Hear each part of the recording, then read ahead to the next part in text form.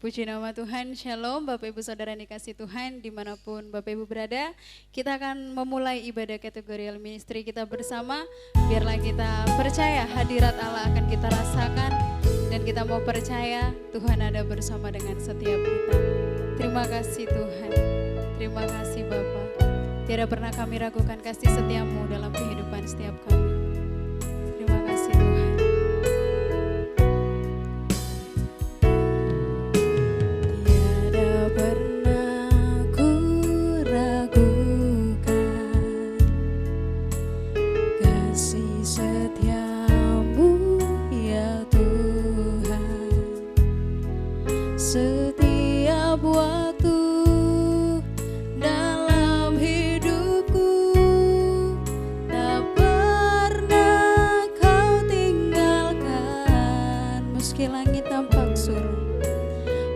Meski langit tampak suram, awan gelap pun menghadang.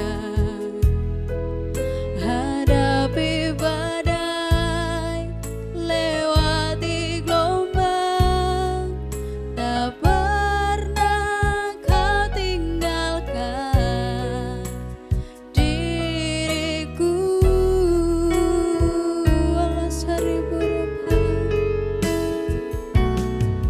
Walau seribu obat di sisiku,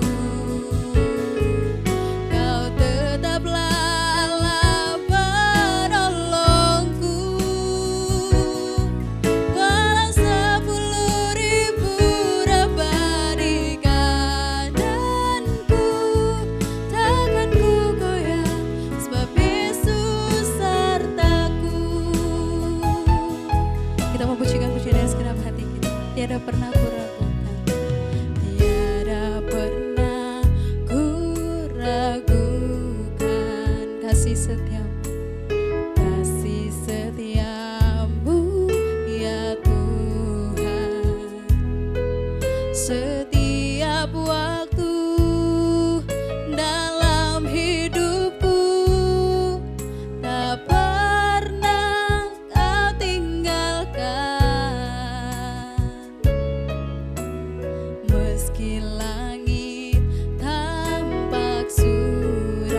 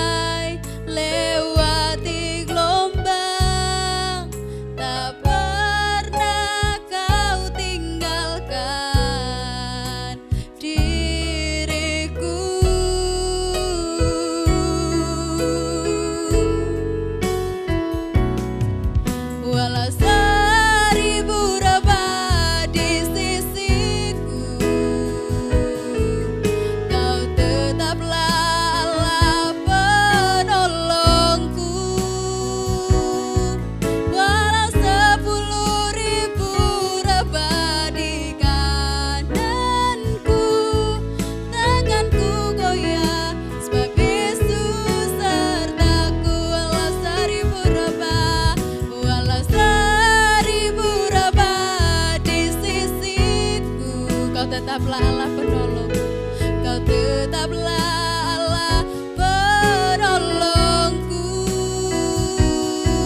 Walau 10.000 rebah di kananku, takkan ku goyah, sebab Yesus sertaku.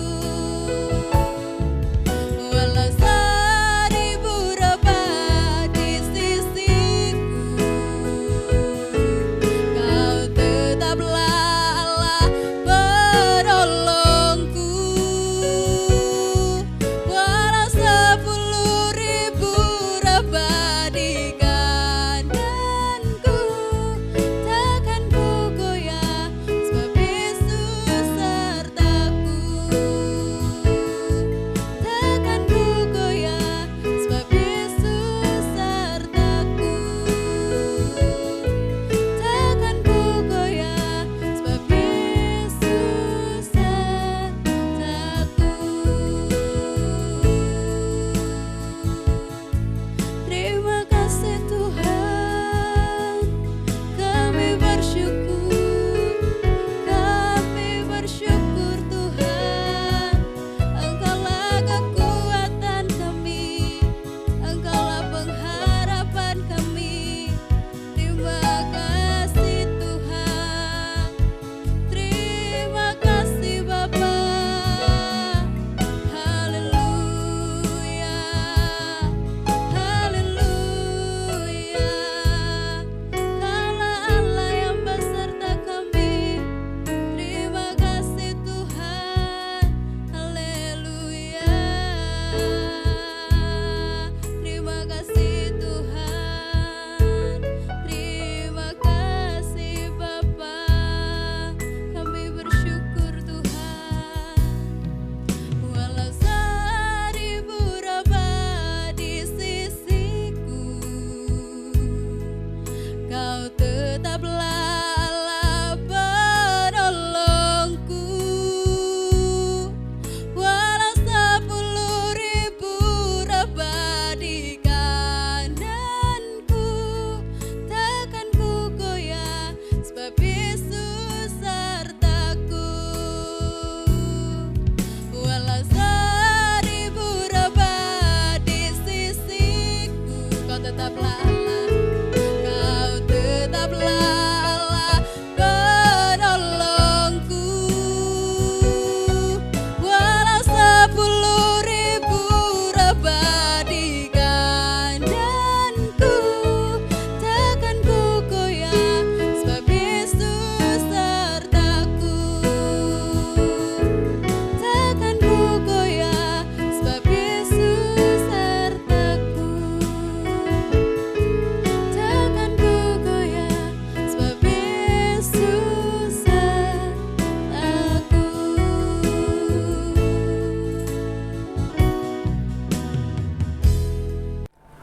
Shalom, selamat malam Bapak Ibu, saudara-saudari yang dikasihi oleh Tuhan Yesus. Selamat datang di ibadah kategorial ministry kebaktian kebangunan rohani. Kita akan mendengarkan kebenaran firman Tuhan, tapi sebelumnya mari kita berdoa. Bapa kami yang ada di dalam kerajaan surga, kembali kami datang ke hadapan hadirat Tuhan. Sungguh kami bersyukur buat kemurahan dan kebaikan Tuhan. Tiba saatnya kami akan mendengarkan kebenaran firman-Mu. Mari urapi setiap kami yang menonton tayangan ini. Jamah tanah hati kami, jadikan tanah hati kami tanah hati yang baik, agar ketika firman-Mu ditaburkan boleh bertumbuh, menghasilkan buah, dan buah itu semakin lebat dan dapat dicicipi oleh orang lain, dan mereka mempermuliakan Bapa di surga. Dan lewat kebenaran firman-Mu kami diingatkan, kami dikuatkan, bahkan kami diteguhkan untuk melakukan kebenaran firman-Mu. Kami tahu Engkau ada bersama-sama dengan kami, dan kami akan mendengarkan kebenaran firman-Mu. Kami berdoa di dalam nama Tuhan Yesus Kristus. Haleluya. Amin. Bapak Ibu Saudara sekalian, malam hari ini kita akan mendengarkan firman Tuhan dengan sebuah tema willingness atau kemauan atau kerelaan yang terambil di dalam Filipi pasal yang kedua ayat yang ke-13 Demikian bunyi firman Tuhan.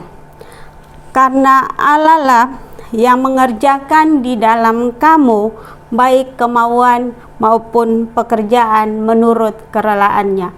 Alkitab terjemahan bahasa Indonesia masa kini mengatakan, karena Allah sendiri yang bekerja di dalam dirimu untuk membuat kalian rela dan sanggup menyenangkan hati Allah. Amin. Bapak Ibu Saudara sekalian, setiap dari kita pasti mempunyai masa lalu. Entah itu masa lalunya baik, indah, bahkan ada yang masa lalunya buruk, bobrok, dan jahat. Biasanya kita itu akan senang bercerita kepada orang tentang masa lalu kita jika masa lalu kita itu baik dan indah. Tapi apabila masa lalu kita merasa bahwa masa lalu yang kita punya itu adalah buruk, bobrok, dan jahat, kita akan berusaha sedemikian rupa agar orang lain tidak boleh mengetahuinya. Kita jaga, kita tutup rapat-rapat karena kita tahu itu aib bagi kita. Tapi pada malam hari ini kita akan melihat seorang tokoh yang ditulis dalam Alkitab yang tidak malu dengan masa lalunya. Bahkan ia dengan jujur berkata tentang masa lalunya. Bahkan dia mengatakan bahwa di antara para rasul dialah orang yang paling berdosa. Itu bisa dilihat dalam 1 Timotius pasal 1 ayat yang ke-15. Siapakah orang itu? Orang itu adalah Paulus. Kita sama-sama tahu nama lain dari Paulus adalah Saulus. Filipi 3 ayat 5 sampai dengan ayat yang ke-6 mengatakan bahwa ia disunat pada hari ke-8 dari bangsa Israel, dari suku Benyamin, orang Ibrani asli. Tentang pendirian terhadap hukum Taurat, aku orang Farisi. Kegiatan Paulus adalah penganiaya jemaat. Tentang kebenaran dalam menaati hukum Taurat, aku tidak bercacat celah. Pribadi Paulus, ia adalah orang yang sangat kasar. Bahkan ia tega menyeret orang-orang yang percaya kepada Yesus Kristus, ia bawa ke dalam penjara. Tapi Bapak Ibu Saudara sekalian, kita bisa lihat di dalam Kisah Para Rasul pasal yang ke-9 ayat 1 sampai dengan ayat yang kedua mengatakan kepada kita bahwa Paulus memperoleh izin tertulis dari Mahkamah Agama di Yerusalem. Untuk apa? Untuk mengadakan perjalanan ke kota-kota yang jauh. Ia diberi wewenang atas setiap orang yang percaya kepada nama Tuhan Yesus Kristus untuk mengikat mereka seperti seorang penjahat dan membawa mereka kembali ke Yerusalem untuk diadili. Dari Damsyik, ia akan menyeret orang-orang Kristen atau pengikut Yesus Kristus sejauh 140 mil untuk diadili di Yerusalem.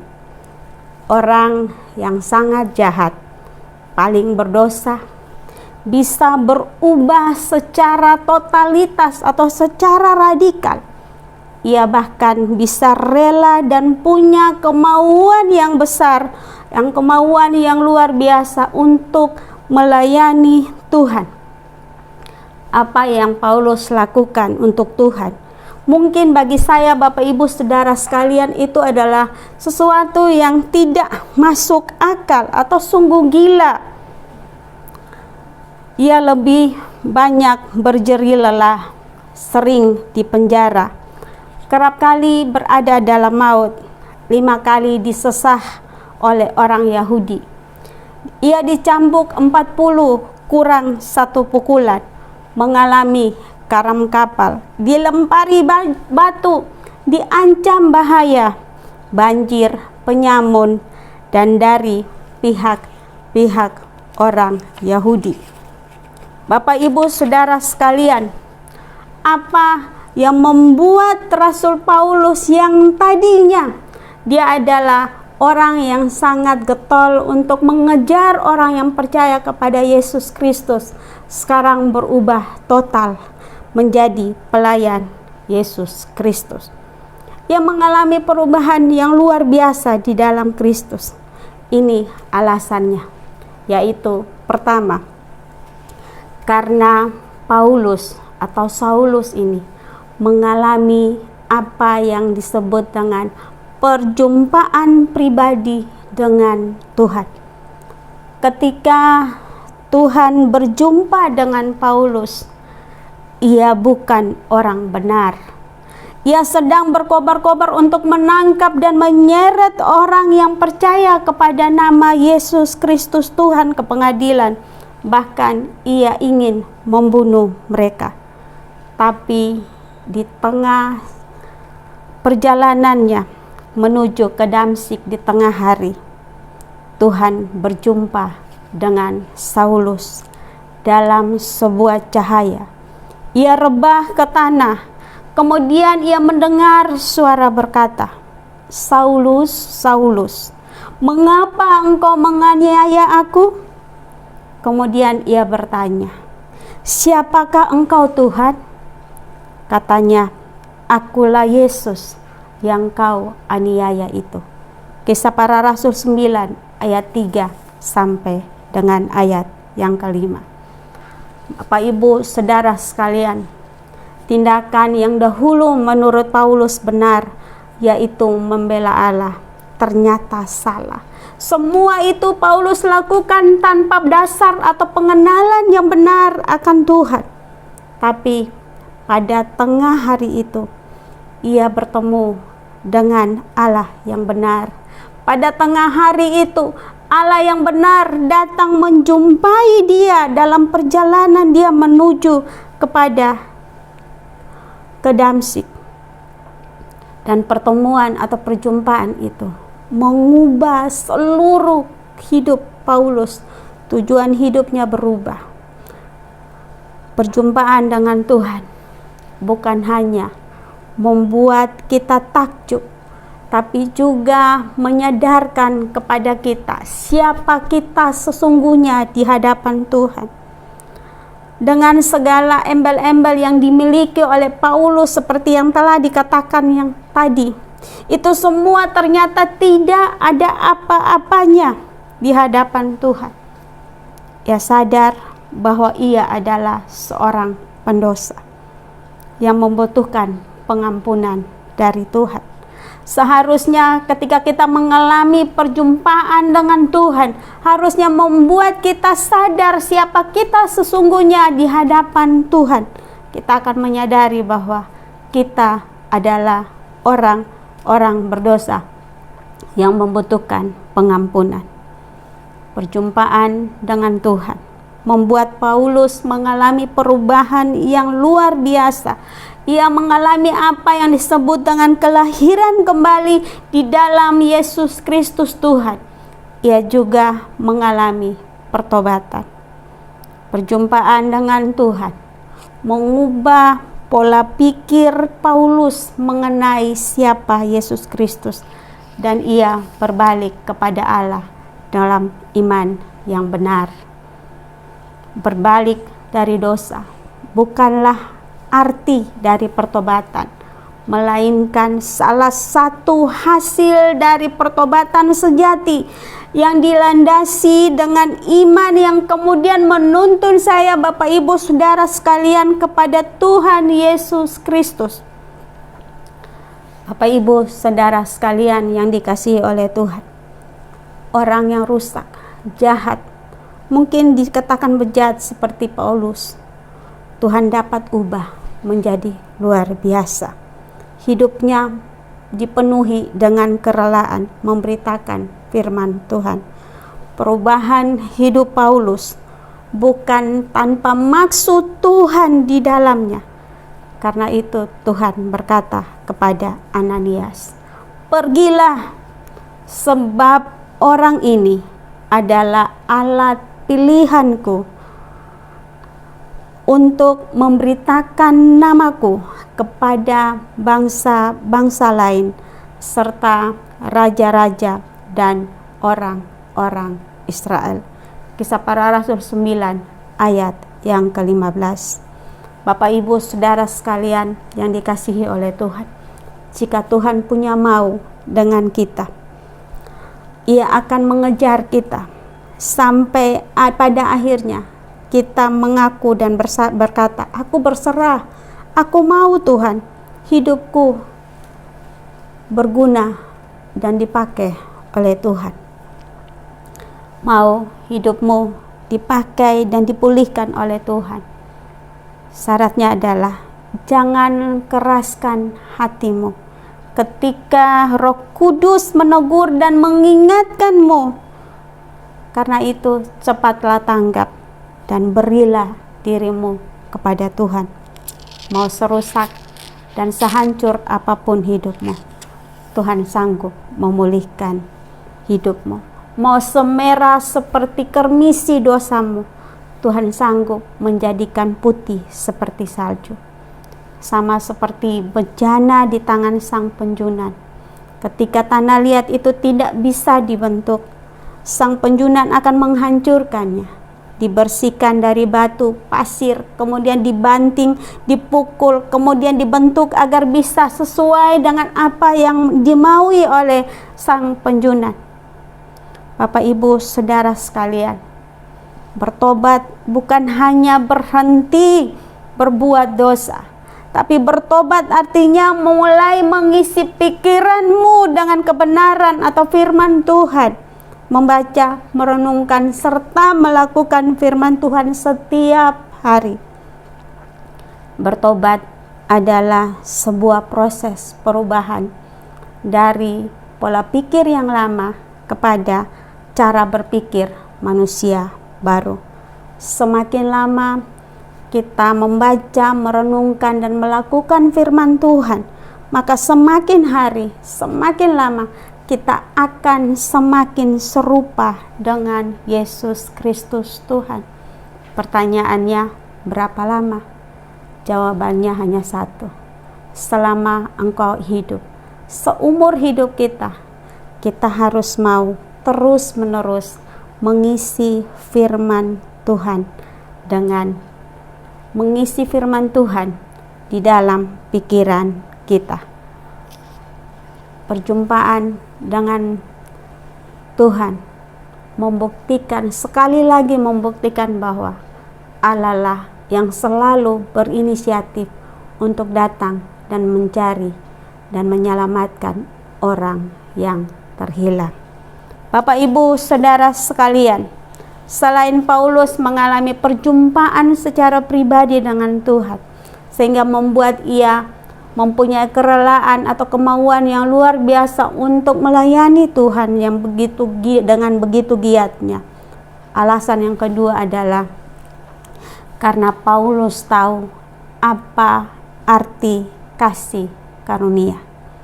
Ia bisa gigih luar biasa, mati-matian melayani Tuhan. Bahkan ia berkata, karena bagiku hidup adalah Kristus dan mati adalah keuntungan. Tetapi jika aku harus hidup di dunia ini, itu berarti bagiku bekerja memberi buah. Filipi 1 ayat 21. Ia sadar bahwa pelayanan yang ia lakukan itu semata-mata karena kasih karunia Allah. Sebab ia tahu, kalau dibandingkan dengan para rasul yang lainnya, ia tidak layak karena ia merasa ia paling berdosa. Tapi karena kasih karunia Allah membuat ia bisa melayani Tuhan. Bapak Ibu Saudara sekalian, tanpa kasih karunia kita tidak bisa melayani Tuhan. Kalau kita diberikan kesempatan untuk melayani Tuhan, maka layanilah sebagai sebuah kehormatan. Karena siapakah kita? sehingga saya, Bapak Ibu Saudara sekalian, bisa melayani Sang Raja di atas segala raja? Kalau bukan kasih karunia, kita tidak bisa melayani Tuhan. Layanilah Tuhan selagi kita masih keren, masih kuat, masih sehat. Karena akan datang masanya ketika kita mau melayani tapi tidak bisa. Karena apa? Mungkin keadaan dan kondisi kita yang tidak memungkinkan. Bapak Ibu Saudara sekalian yang dikasihi oleh Tuhan, kesadaran tentang kasih karunia ini juga yang membuat Rasul Paulus tetap rendah hati dan tidak menjadi sombong. Apa yang dihasilkan oleh Rasul Paulus memang spektakuler, tapi Tuhan taruh duri dalam dagingnya agar ia tidak tinggi hati. Tuhan menjaga hidup Paulus sedemikian rupa dengan cara Tuhan agar ia tetap rendah hati. Banyak orang berkata, kalau bukan saya maka pelayanan ini tidak mungkin bisa maju, tidak mungkin bisa besar, dan tidak mungkin bisa banyak jemaat. Saya mau kasih tahu, jangan takabur, jangan sombong. Karena kalau kita bisa melayani Tuhan, itu semata-mata karena kasih karunia.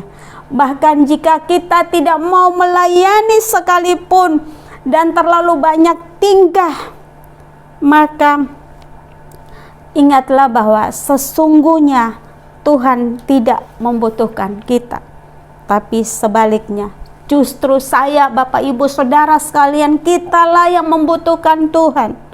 Tanpa kita pun Tuhan bisa pakai apa saja untuk memuliakannya. Bapak Ibu Saudara sekalian, jika ingin hidup saya dan Bapak Ibu berguna bagi Tuhan, mari berikan hidupmu pada Tuhan. Mau serusak, mau sebobrok, mau sejahat apapun hidupmu, Tuhan bisa mengubahnya. Di tangan Tuhan tidak pernah gagal.